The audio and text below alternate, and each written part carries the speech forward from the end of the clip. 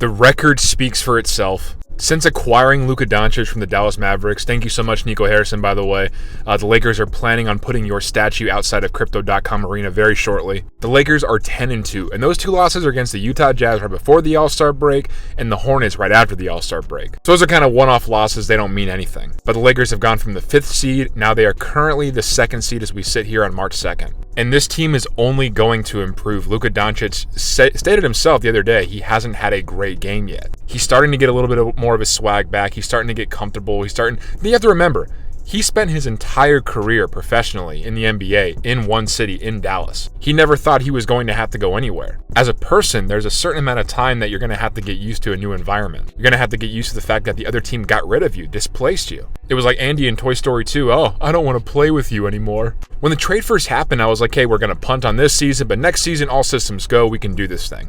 I had no idea that we were going to be this competitive this quickly, and I cannot wait to see what happens in the playoffs. I've been saying it ad nauseum. If you have a healthy Luka and a healthy LeBron in a 7-game series, that's just hell for the other team. They're going to have to figure out who to guard, who to double team. Meanwhile, you're going to have Austin Reeves getting buckets. Rui will get buckets. The defense has been unbelievable with Vandy and Dorian Finney-Smith, Gabe Vincent, Jordan Goodwin. You have an X factor that can come off and shoot a bunch of threes like Dalton Connect. I'm just so curious what this team is going to do in the playoffs, and I'm just saying this unequivocally.